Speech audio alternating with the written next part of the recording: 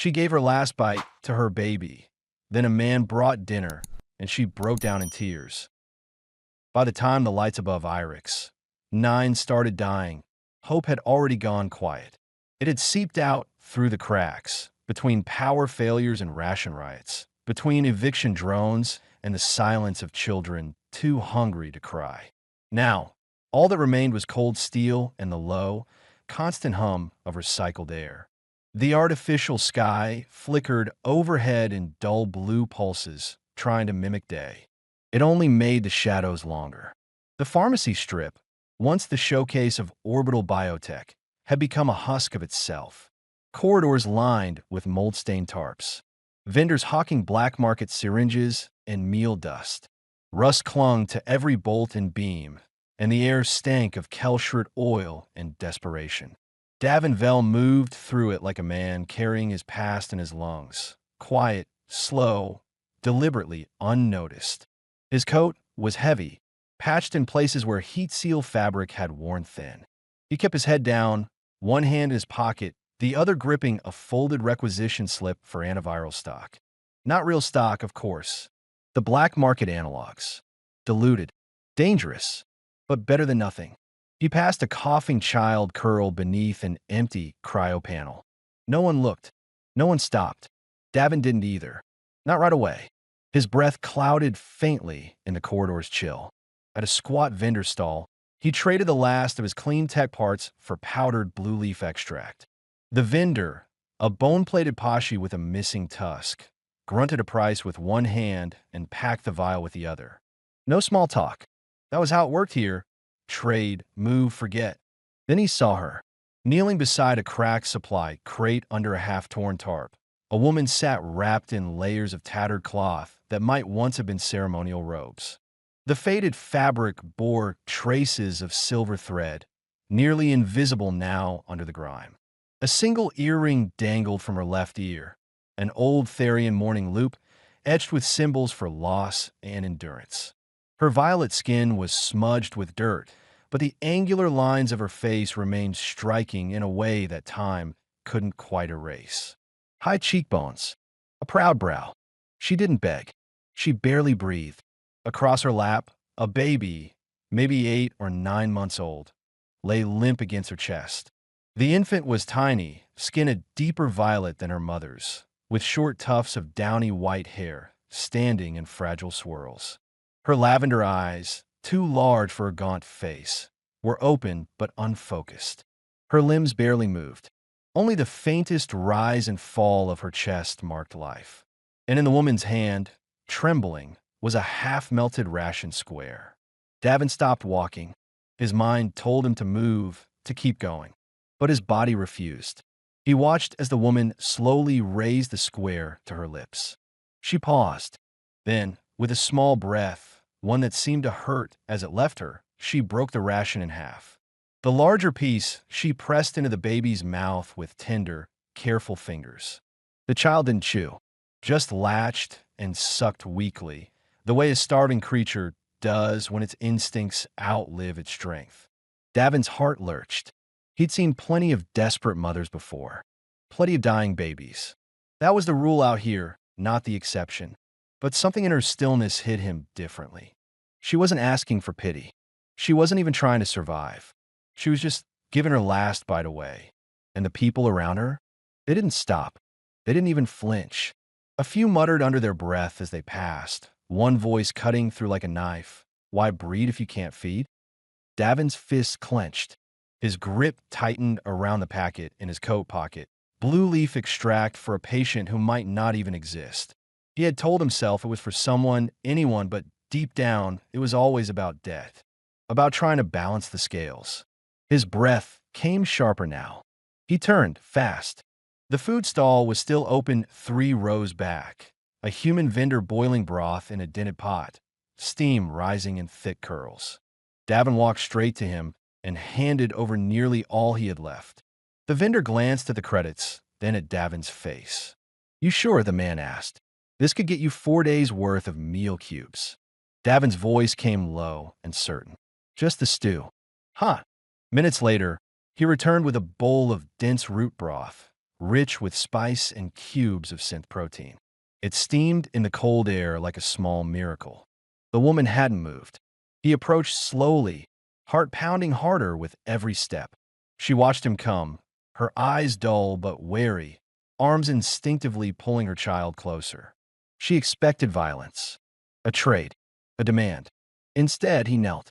Wordless, he placed the bowl on the crate beside her and backed away a pace. She didn't move. She didn't speak. The steam drifted up between them. She stared at it, at him. Then her lips parted. Her voice, when it came, was hoarse, more breath than sound. "Do you want my child?" The words felt like ice down his spine. Her eyes didn't beg. They braced for the blow, the theft, the unthinkable. Davin blinked. He shook his head. "No, no, God's no." He stepped back, his voice cracking. "I just saw someone hungry." Silence fell like a curtain. She stared at the bowl again. Her hand hovered over it, trembling. Still suspicious. Still disbelieving. Then she reached out. When her fingers touched the ceramic, she gasped. A tiny, involuntary breath, as if warmth itself were foreign. She lifted the bowl carefully, reverently, brought it to her lips, and drank. And broke. Her shoulders curled inward. Her mouth quivered around the first spoonful. The broth ran over her lips as she swallowed too fast. Then she coughed once, twice, and sobbed. No sound, just the trembling of her body. Tears streaked down her dusty cheeks. She kept eating like she couldn't stop, like if she did, it might disappear. The baby, cradled close, let out a soft, mewling sound and reached up with a tiny, shaking hand. She brushed her mother's collarbone and settled again, one hand curling against the woman's chest. Davin didn't move. His throat tightened. He turned to leave, but her voice, barely more than a whisper, rose behind him. "Wait." He turned. She held out the empty bowl. "You should take it back." He hesitated, then smiled softly, just a crease at the corner of his mouth. "It's not alone." He paused. "It's just dinner." Her eyes locked with his again. Not grateful, not soft, just stunned. He nodded, then stepped into the crowd. This time, people didn't notice him. The market swallowed him whole. But he knew he'd be back tomorrow. And for the first time in a long time, so did she. The rain came that night. Not the kind that fell naturally, but condensation runoff from the upper tiers, filtered through cracked coolant vents and spillover ducts. It pattered against the makeshift tarps and warped corrugated steel, casting a soft rhythm through the half-shelter corridors. A lullaby for the forgotten. Salira sat with her back to the crate where she had eaten. The bowl, now empty and carefully cleaned, rested beside her. She had scrubbed it with strips of fabric torn from her sleeve, as if returning it clean might somehow honor the gift. Her daughter lay sleeping against her chest, wrapped in the same patchwork of stained robes, but warmer now. Her breaths came deeper, slower. That alone felt like a miracle. She hadn't known what to expect after yesterday. The human had given food without demanding anything in return. That was a kind of madness on Irex 9. Nothing was ever free. And yet, he had asked for nothing, not even her name. So when she heard the steady footsteps again, measured, heavy but cautious, she didn't startle. She didn't speak, either. Just tightened her arms slightly around her child and kept her head low. Davin approached, his boots soft on the slick ground. The bowl caught his eye. He bent slightly and picked it up. She didn't stop him. He hesitated for a moment, his thumb brushing the rim. Then he crouched, set down a folded thermal blanket, and unwrapped a second bundle. Another bowl, steaming. This one was thicker, richer. A creamy protein broth with softened grains and crushed vitamin packets blended in. Not enough to heal, but enough to slow the damage. "You came back," she said, her voice low, wary but clear. Davin nodded once. Didn't feel right not to. The baby stirred, a tiny sigh escaping her lips as she shifted in her mother's arms. Davin noticed how small the child was, too small. She should have been crying, reaching, resisting. But she didn't move much at all. "What's her name?" he asked. There was a long pause, as if the answer were too precious to offer easily. "Nivy," she said finally. Her accent curled around the syllables like silk. She hasn't had her naming ceremony. We were meant to hold it last cycle. Davin nodded. He didn't press, just handed over the new bowl. Salira looked at it, then back at him. Why are you doing this? She asked. He didn't answer right away. Instead, he sat against the crate beside her, careful to leave space between them. The kind of space you leave when you know someone's been hurt before. I used to sit in rooms made of glass and light, he said after a while. We'd argue about formulas and pricing tears like it meant something. One time, I watched a man dismiss a food drop to a famine zone because it wasn't cost-effective. I didn't say anything then. He drew a breath. It shook slightly, but I remember the look on his face when he said it, like it was just numbers, not children, not mothers. She didn't respond, but she didn't turn away either. Davin glanced at the baby. I had a niece once, he said softly. She was barely walking when she got sick. Her immune system collapsed from a defective vaccine. I tried to pull strings. By the time I got her clearance, she was already gone. Still, no answer. But her hands stopped shaking. Salira dipped the spoon into the broth and brought it to her lips. This time, she didn't eat fast. She took slow, deliberate mouthfuls, as if allowing herself to trust it wouldn't be taken away. She paused halfway through. You're not like the others here. Davin gave a dry smile. I was, for a long time. From beneath her layered shawl, she pulled out a small object and held it close. A weathered pendant made of dark stone, carved with delicate spirals. Its surface was smooth in places, worn down by years of touch. She didn't explain what it meant, but her fingers curled around it tightly, protectively. You don't owe me anything, Davin said. She studied him for a moment, her eyes searching. That's why I'm talking to you, she said. Above them, a light flickered and buzzed before dying completely. The corridor dimmed, lit only by the emergency strips embedded low along the walls. Salira shifted slightly. This world doesn't know what to do with kindness anymore, she said. It's forgotten how to carry it. Maybe, Davin replied, but that doesn't mean it's gone. For a while, neither of them spoke. The sound of distant market chatter faded as the night drew in. Davin placed a second heat pad near her side, wrapped in cloth. Salira accepted it without words, tucking it under her daughter's back. Navi made a soft sound, half a whimper, half a sigh, and reached out blindly, her tiny hand brushing Davin's coat.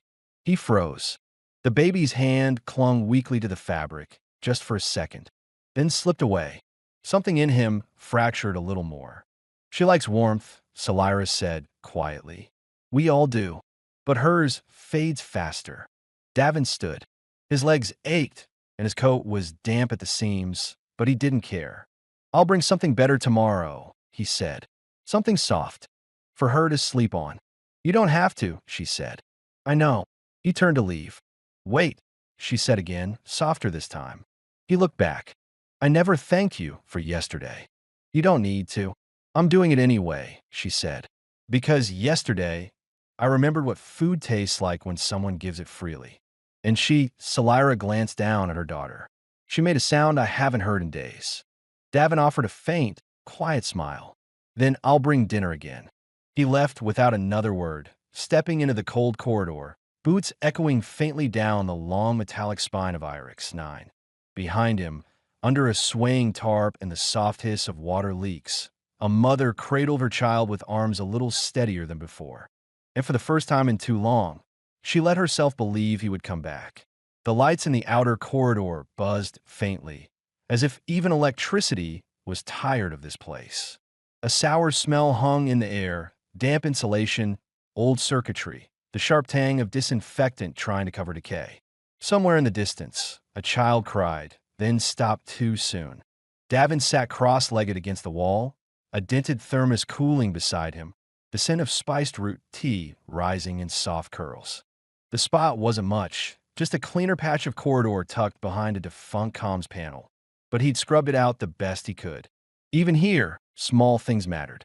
Salira sat across from him, legs folded neatly beneath her in that stately way she had, even in rags. Navi slept between them, nestled inside the folds of a newly layered blanket Davin had bartered off a merchant in exchange for a diagnostic scanner. He hadn't planned to stay this long. Just one more bowl of food, he'd told himself. Maybe a water filter. Then walk away. But Salira had offered him tea. Not in words. She didn't speak often. But when he arrived that day, she gestured to the space beside her with a solemn nod and poured hot liquid into 2 cracked ceramic cups. That was all it took. He sat. They drank in silence for a while. It wasn't awkward. It was careful, wary, the kind of silence that lets things breathe. She's warmer today, Davin said quietly, nodding toward Nivy. Salira gave the smallest smile, barely there. She hummed in her sleep. Just once. Good sign. She used to make sounds all the time. Not words yet, but music. My people sing to our children before we ever speak to them. Davin tilted his head. Music before language? It's our first language, she said. Sound as comfort. Rhythm as belonging. There was a pause. Then, softly, I used to teach it. On Mentar Station. Migrant children, mostly hybrids. They always knew the rhythm before the words. Davin watched her for a long moment. The robe she wore hung loose over her shoulders now, revealing a faint, almost invisible pattern branded into her skin along the collarbone. Not a tattoo, this was older. A cultural mark, maybe, a sign of union or caste. What happened, he asked. His voice was gentle. She didn't answer right away. Instead, she traced the rim of her cup with one finger. Her nails were short, dirt lining the edges. Her hands were too thin. There was a freighter, she said at last, carrying out-of-contract workers to resettle. It collapsed during intake. No clearance, no names in the system. Everyone inside just disappeared. She didn't cry. Her voice didn't crack, but her eyes dimmed, as if a door behind them had closed. My husband was on it, she added. He stayed behind to argue for our status. He told me to run with Nivy. Said he'd find us after. A long silence fell between them. Davin didn't fill it. He just nodded barely. Salira let the breath leave her slowly. I used to hate humans, she said quietly. Davin looked at her, but not with offense. Just waiting. You burn quickly, loudly. You take up so much space. Your songs are always trying to be heard. But she hesitated. You feel things deeply, and when you help, it's never small. Davin gave a crooked smile. That's generous. We've earned worse. She glanced sideways at him. You don't flinch when I say it. I've been hated before, he said. Earn it too. She set her cup down. Tell me. Davin stared at the cracked floor for a moment, as if searching through time. I ran a company once, he said finally. Velian Bionexus. Ever heard of it? Salira blinked. The famine stabilizers? He nodded. We accelerated recovery in 24 systems after the synthesis virus swept through. Only, we weren't fast enough. Her silence told him to go on. To meet the development schedule, my board started unauthorized embryo testing. On sentient species. Alien ones. I found out too late. And when I exposed it, everything collapsed. Licenses revoked. Assets frozen. Friends vanished. There were threats. A bounty. I ran. You gave him up. I gave up everything, Davin said. But not in time to stop the damage. Salira studied him. He didn't look noble. He looked exhausted. And honest. You stayed here, she said. You could have vanished anywhere. He looked up at her. Wherever I go, I still carry it. At least here, I can carry something else too. For a while, the only sound was Nivy's soft breathing, the hum of overhead power lines. Then Salira shifted forward just slightly. Her eyes held something new, still cautious but softer. Do you know what this is? She asked, lifting the stone pendant that hung from a fraying cord around her neck. Davin leaned in. The pendant was oblong, etched with 3 overlapping spirals. Old carving. Hand done. One side worn smooth by years of touch. I don't, he admitted. It's called a Vasur, carved when a woman enters partnership. We're meant to offer it when we bond. I should have buried it with him. You didn't. I kept it because I couldn't let go. I was angry. At him. At myself. At the universe. She paused. But lately, when I look at it, it reminds me of something else. Davin waited. It reminds me that not everything ends where it breaks. She didn't hand it to him, but she didn't hide it either. Davin lowered his gaze, the moment settling between them like ash after a fire. Heavy, but clear. Then Nivy stirred. A soft, fragile sound. Her tiny hand flailed, reaching for something unseen. Davin didn't think. He reached out gently, offering a finger. And the baby, without hesitation, wrapped her trembling hand around it. Salira watched the gesture. Not with fear, not with grief, with awe. She trusts you, she whispered. I didn't do anything. You didn't have to. Davin looked down at the small hand clutching his. It didn't weigh anything. And yet, it grounded him more than all the years of work, of status, of synthetic purpose. She's stronger than we are, he murmured. No, Salira said, leaning back. She's just the part of us that hasn't given up yet. They stay like that a while. No promises, no declarations. Just the quiet beginning of something that felt like trust. The corridor lights buzzed once more, then dimmed to emergency power. But the space between them remained warm and alive. Sleep never came easily on Irex 9. The artificial night cycle had long since decoupled from any standard rotation. Fluorescent panels dimmed without warning. Emergency lights buzzed randomly through the dark, and echoes from distant arguments or coughing fits wandered the corridor like restless ghosts. But tonight, inside the repurposed service alcove Davin had cleared for them, the air felt unusually still. Salira lay on her side, facing her daughter. Nivy slept tucked against her belly, one fragile hand pressed between them like a thread, trying to hold the world together. Her breath was soft now, no longer strained. The vitamins had helped. The heat pad helped. But more than anything, the stillness, the safety, had begun to stitch the girl back into life. Across the room, Davin slept curled near the wall, one arm tucked beneath his head, the other resting on the stun batten he still kept close by habit. His chest rose and fell slowly. His face, in sleep, looked years younger. Or maybe it just looked unguarded. Salira watched him through half-lidded eyes. There was no sound except the quiet thrum of recycled air and the faint hum of a thermal coil. In her culture, sleeping beside someone was sacred. A person's breath, when surrendered in sleep, was said to drift into the other's presence.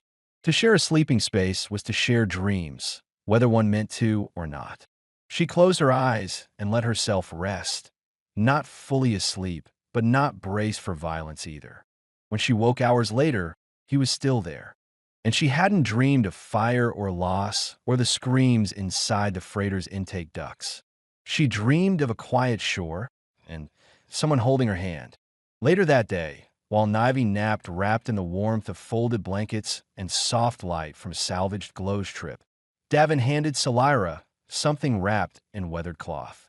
His expression was unreadable. She hesitated before unfolding it. Inside was a faded hollow still. A young human girl stood in a field of red-topped grain, her hair catching the sunlight. Her arms were thrown wide in a moment of pure, unguarded laughter. She's gone, he said simply. My niece. A long time ago. Salira nodded slowly. She was loved. Yes. He sat down across from her, elbows resting on his knees. The silence stretched, but not uncomfortably. It held weight now. Shared space. You know, he said, I didn't start in biotech. She raised an eyebrow. I wanted to be a pilot. Cargo class. I like the idea of moving between systems without having to stay in any of them. Why didn't you? My brother got sick. Real rare, immune degenerative thing. No cure, no coverage. My father worked himself to death, trying to pay for experimental treatments. By the time I was old enough to do anything, I'd already promised myself I'd fix it from the inside. He shook his head, gazed distant. I got in. I climbed fast. But every rung I touched was built on something broken. I thought I could fix it all if I just kept rising. Salira tilted her head. And when the truth came out, they buried it until I dug it up, even though it ruined you. He looked at her. Wouldn't you? Salira didn't answer right away. Instead, she reached for the carved Vassar pendant around her neck and ran her thumb over the spiral grooves. The man I married was a cargo engineer. Small time. Thought he'd build a life with me on the moons of Carias. He always said our daughter would be born into music. She was not the kind he meant. Her voice remained steady, but her eyes shimmered faintly with moisture she didn't wipe away. When the freighter collapsed during processing, I was already halfway through the Decandam corridor. He stayed behind to argue with the intake operator. Our visas weren't in the registry. Something had glitched. He thought if he just reasoned with them. Davin knew the end of that sentence. He'd heard it in every system abandoned by corporate collapse. He thought if he just reasoned, plead, pay, beg, it didn't matter. Systems didn't see people, only profitability. And you ran, he said softly. I had to, she said. She was already inside me then, just a small flutter in my belly. She glanced toward Nivy, asleep, her little arms sprawled above her like wings. I sang to her every day after. I didn't know if it helped, but I needed to believe she could still hear him through me. She can, Davin said. Salira's throat tightened. Not from grief, but from the awful relief of being seen. He reached into his coat and pulled out a thin metal tag. She recognized the shape, corporate issue biocredentials. She expected to see his name, but the tag was blank. I had it wiped when I came here, he said, but I kept it as proof, not of who I was, of what I walked away from. He held it out. She stared at it for a long moment, then placed her Vusur in his open palm beside it. Two relics of two shattered lives, burned from different sides of the same fire. When he looked up, her hand was still there, resting against his. Not by accident this time. He didn't move. Neither did she. Nivy stirred, a small whimper in her throat. Before Davin could react, Salira was already gathering her into her arms. The infant's skin was warmer now. Still thin, still fragile, but alive in a way that wasn't just survival anymore. Does she ever sleep beside you? Davin asked. Salira shook her head. She clings when I try. I think she doesn't trust sleep yet. Would it help if I held her? Salira looked at him for a long time. Not skeptical, not afraid, just considering what it would mean.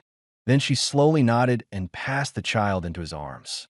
Nivy's body tensed at first, then relaxed, the moment Davin's chest pressed against hers.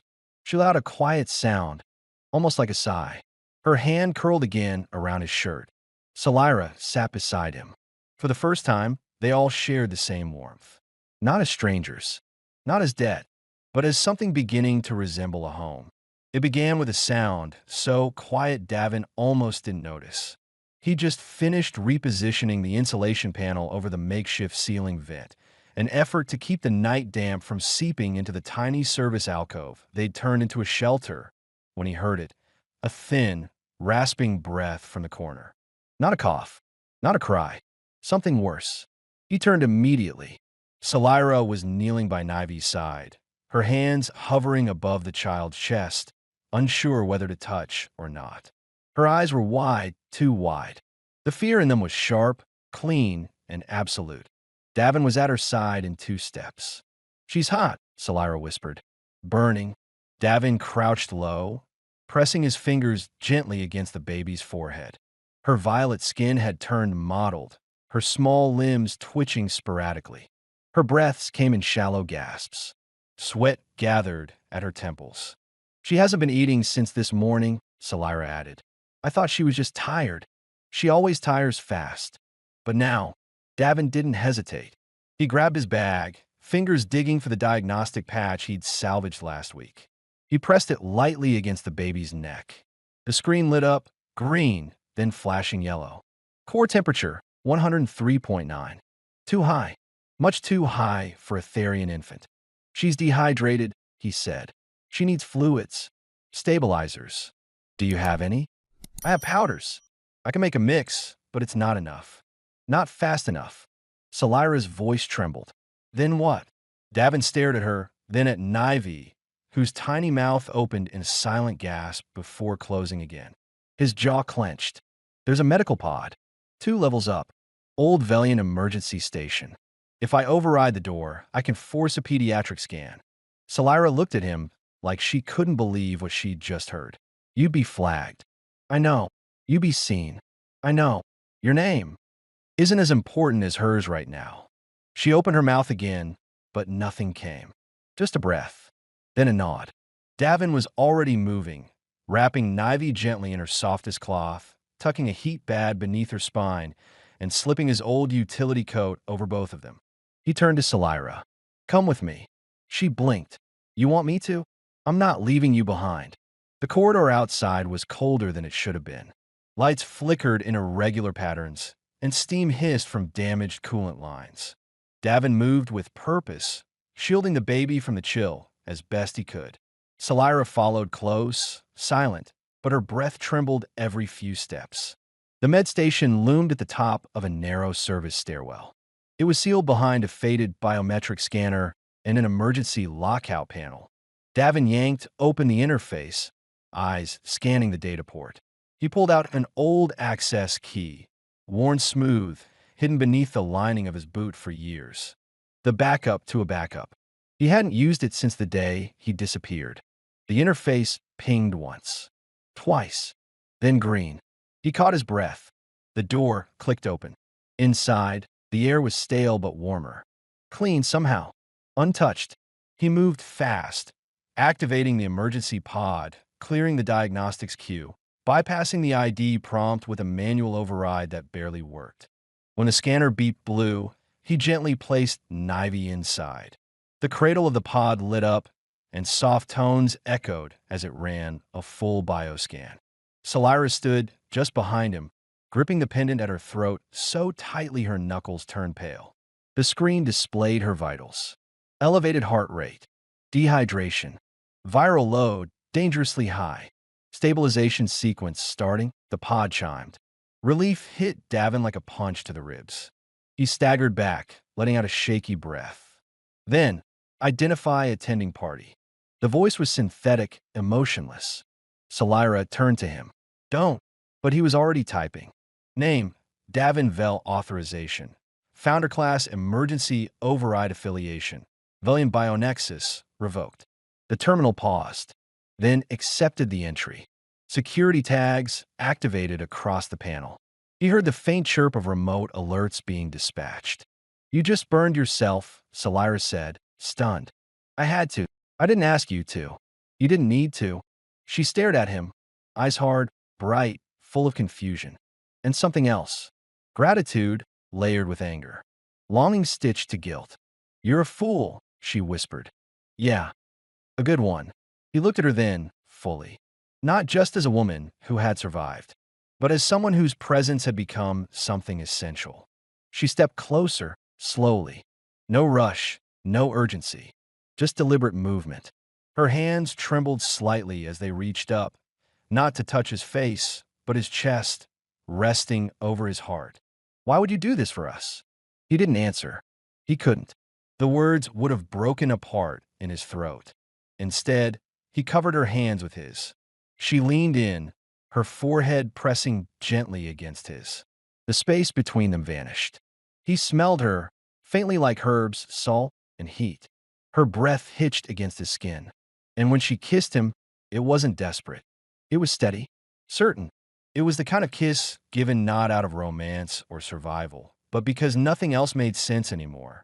His hands slid up her arms, holding her like she might shatter, or like he might. She broke it first, resting her head on his shoulder. I hated this world, she said, until you brought dinner. He closed his eyes, held her tighter. Behind them, the pod beeped softly, stabilizing. Nivy's vitals began to level out. And for the first time since they'd met, Davin didn't feel like he was running from something. He felt like he was running towards something. Something that had a name, a future, and maybe, just maybe, a home. The med pod glowed with a steady pulse, casting a soft wash of light across the otherwise dim room. A green indicator blinked slowly. Nivy's fever had broken. Her breathing, once ragged and shallow, had settled into something near peaceful. The lines of strain around Salira's eyes were still there, but no longer sharp with fear. She stood by the cradle, hand resting over the edge of the pod, unmoving except for the occasional tremble in her fingers. Davin stayed behind her, silent, watching both of them like they were the only real thing left in a collapsing world. How long before they come? She asked without turning. Depend if the system flagged the override. Might be an hour. Might be 10 minutes. And you'd still say it was worth it? I already did. She finally looked back at him. You didn't even hesitate. Davin stepped forward and reached beside her, adjusting the blanket curled beneath Nivy's legs. That's not true. I hesitated 1,000 times before this. But not when it mattered. Salira studied him. Her gaze didn't soften. It deepened. I meant what I said, he continued. I'm not running anymore. She exhaled slowly. Then we stay. A flicker of alarm passed through him. Here. She shook her head. No, not here. Davin's mind clicked in emotion. I have a fallback shelter. Sealed. Shielded. Cargo maintenance wing. 3 decks down. Used to be for coolant repair teams, but it's off registry now. If we get there before anyone traces the scan, can she travel? He turned to the pod. The indicators were stable, vitals within safe parameters. We'll carry her. The words came easily. Naturally. He said we now, not I. He powered down the pod, retrieved the child with practiced gentleness, then wrapped her close. Nivy stirred once, barely, and nestled into his chest like it was familiar ground. Salira's hands hovered in hesitation again, this time over Davin himself. Then she adjusted the strap of his shoulder pack for balance. It was such a small thing, but it told him everything. They left the med bay behind without looking back. The corridors outside were sharper now, hungrier. Word of movement always traveled faster than sound. Someone would have seen the lights come on, noticed the secured doors fail.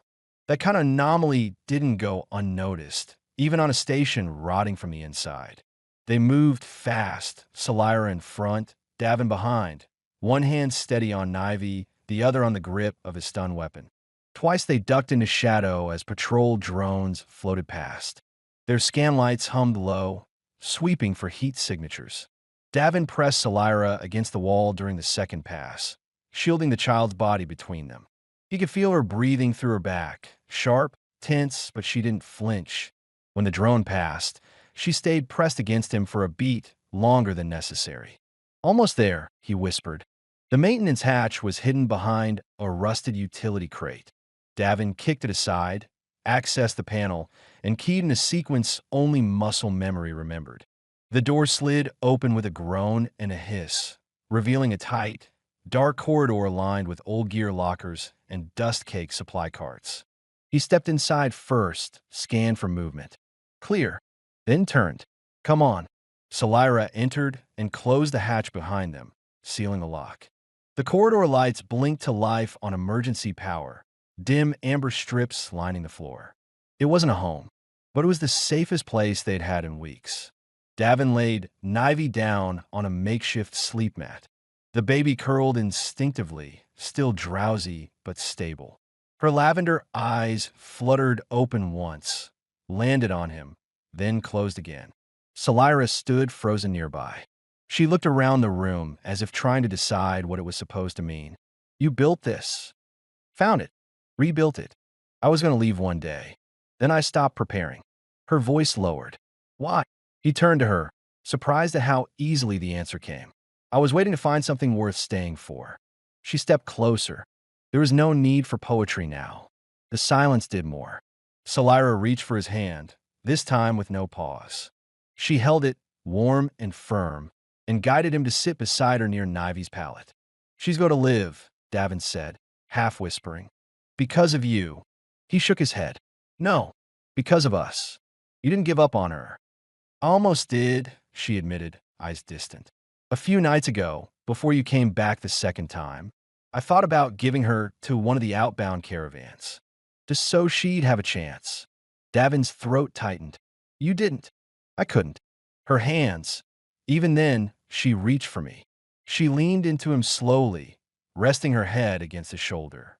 He responded without thought, arm curling around her back, hand resting lightly over her hip. Her weight was real, solid, grounding. This place, she murmured, is it safe?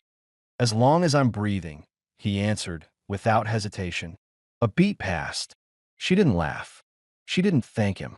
She just pressed her lips softly to his neck. The kiss was slower this time, deeper. There was no urgency in it. just truth. He turned to face her, cupping her jaw with his hand. Her skin was cool beneath his palm, but her breath was warm. They kissed again, and this time it didn't stop.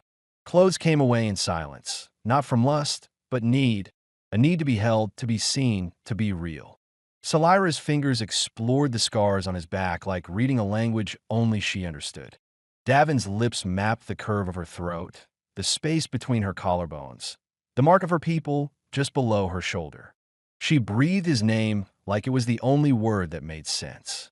And when they lay together after, skin to skin in the dark, Salira curled into him like she belonged there. "You're not what I expected," she whispered. "Neither are you. I thought humans burned fast and left ash." Davin smiled faintly. "We do, but sometimes we rebuild from it." She was already half asleep, her body relaxed against his.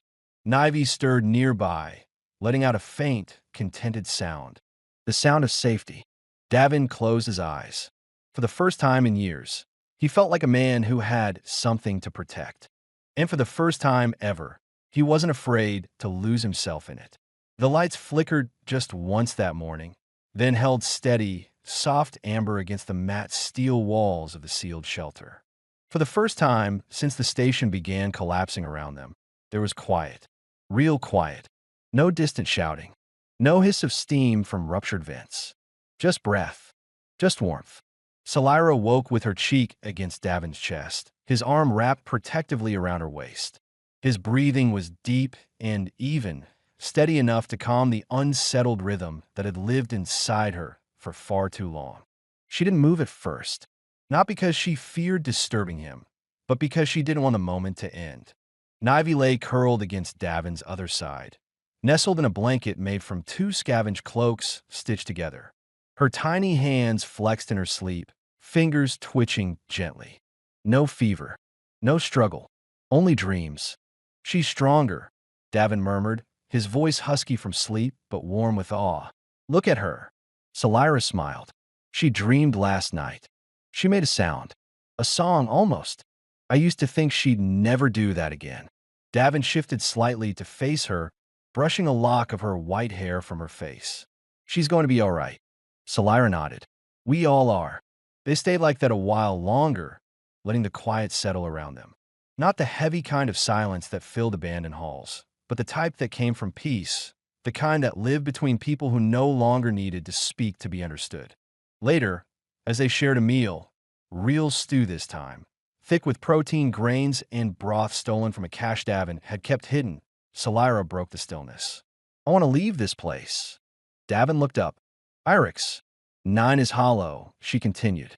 "It devours everything and gives nothing back. We got lucky. That's all. And I don't want Nivy's life to begin in the shadow of rot." "I agree," he said, "but leaving means exposure. If I step outside that door under my real name again, every syndicate that put a bounty on me will know." "I know." Her voice didn't waver.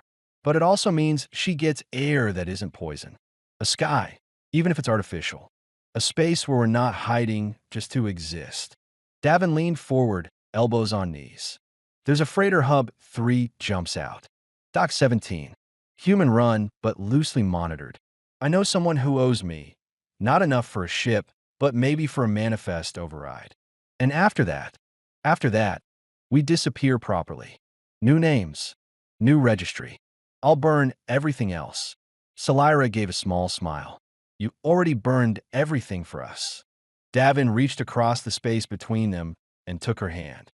It felt so natural now, like he'd always meant to. "Not everything," he said.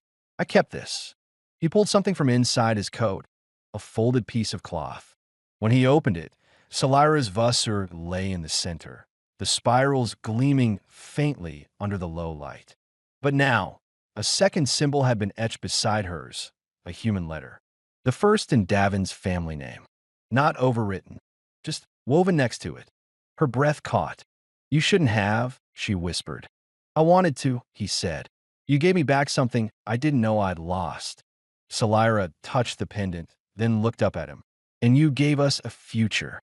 She stood slowly, walked across the room to where Nivy was sitting upright, chewing on the edge of her blanket with comical determination.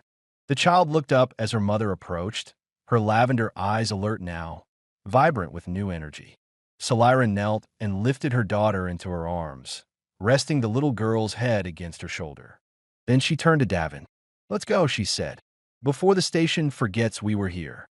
They left through a side corridor, moving light and quiet, their faces hidden beneath repurposed maintenance masks. Nivy rode close against Davin's chest in a sling they'd patched together from storage canvas and care. They avoided patrols, dodged surveillance, stepped over cables, and under piping as if walking through the ribs of a dying creature. When they reached Dock 17, Davin keyed into a private hangar, old code, nearly defunct, but still holding. The man waiting inside didn't ask questions, just nodded once and pointed to a short-range courier vessel already loaded and fueled. "Don't want to know," the man said, "but you've got 10 minutes before rotation shift change. You need to be gone by then."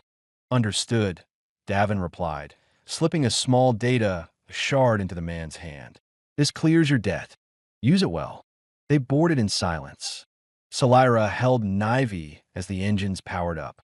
Davin ran the launch sequence with calm precision, eyes scanning the controls as if this ship had always been his. When the vessel broke from the docking arms and drifted into open space, Irex, 9 faded behind them, a dark mass of steel and sorrow shrinking into the stars.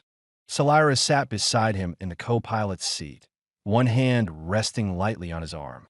Her eyes reflected starlight. "Do you think she'll remember any of it?" she asked, nodding toward the baby. Davin glanced back. "I hope not." Salira smiled. "Then we'll remember it for her. Not to relive it, but to never return." He reached over and took her hand in his, bringing it to his lips with gentle reverence.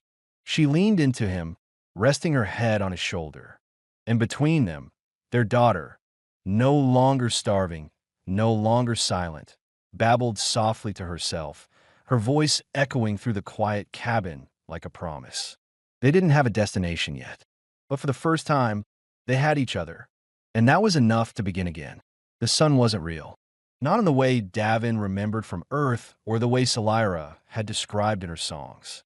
It was a spectral replica, filtered through layered domes and ultraviolet balances, designed to mimic the warmth of organic light. But when it touched their skin, when it warmed the soil beneath their bare feet, it didn't matter. It felt real enough to make them close their eyes and believe. They'd been in the colony on Selva 9 for 21 days. Long enough for the smell of fear to finally fade from their clothes. Long enough for the dreams to start changing. For Davin to stop waking in the middle of the night with the echo of alarms still ringing in his chest. For Salira to fall asleep without keeping one foot wrapped in her shawl, ready to flee. For Nivy to run. She ran everywhere now. Their daughter, who once clung to her mother's chest in silence, who wouldn't eat unless the room was still and the air warm, now chased insects through the garden barefoot, squealing as if joy had always been her language. Her soft white hair bounced with every step, catching the sun. Her skin, once pale with hunger, now glowed a healthy violet, kissed by filtered light and fresh air. Davin watched her from the porch, a mug of grain coffee in his hand, and tried to name the feeling that had been blooming inside his chest lately. It wasn't relief. It wasn't peace.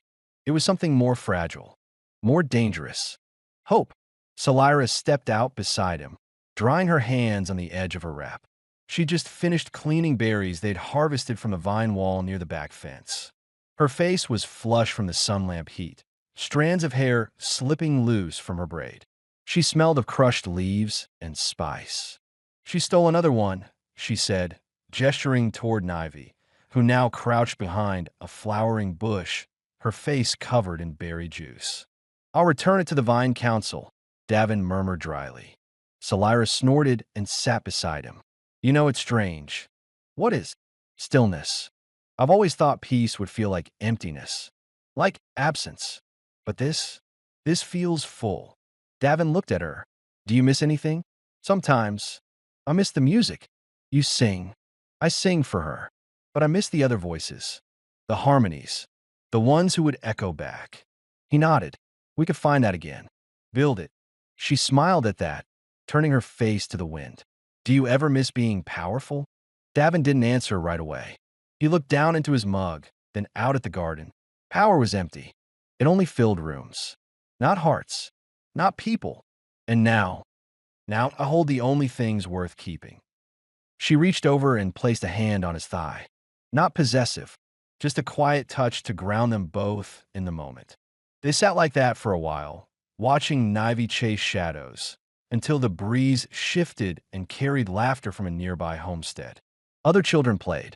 Other parents called names into the wind. It all felt possible now. When they stepped back inside the house, Davin paused near the doorway and looked at the small life they'd built in the span of just 3 weeks. The house was simple. Clean floors, water purifier, sun-fed plants growing from clay pots that lined the wall. Their bed was tucked in a shared alcove beside Nivy's cradle, and Salira had painted soft spirals on the ceiling. Therian symbols for protection, love, and memory. There were no alarms. No emergency exits. No backup escape plan. Only roots. Later that night, after dinner and soft laughter and a warm bath that made Nivy yawn wide enough to make her mother smile through tears, they tucked the little girl into bed. She fell asleep almost instantly, her breath slow and even. Salira watched her for a long time, kneeling beside the cradle. She doesn't know, she whispered. Know what? Any of it. The hunger, the dark, the silence. She won't, Davin said. He held out a hand. Salira took it, and they walked out into the back garden under the artificial starlight. The dome ceiling was painted with a simulated galaxy that rotated every 3 hours. Tonight, it looked like real sky, the kind that made you forget you were ever trapped underground. Salira turned to him, barefoot in the dirt, and tilted her face upward. Do you ever wonder if we deserve this? All the time. And I don't think anyone earns peace, he said. But sometimes you fight for it so long, it starts to belong to you anyway. She stepped forward and kissed him, not out of need or desperation, not because the world was ending or the cold was closing in. She kissed him because she could, because nothing was chasing them, because he was hers and she was his. The kiss deepened. His hands moved to her waist. Hers slid up his back, finding the familiar curve of his shoulder. Their bodies remembered each other, but this time, the rhythm was slower. There was no fear to outrun, no time limit to beat. Only warmth, only touch. Later, lying beside her in the soft dark of their room, Davin whispered, We made it. Salira smiled, her head on his shoulder. No, she said. We started. He turned toward her and kissed her temple. Her breath steadied in his arms. In the cradle beside them, Nivy stirred once and then settled again. Outside, the stars moved across the domed sky, and the colony slept.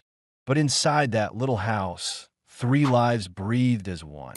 Not broken, not surviving, alive, together, and finally home.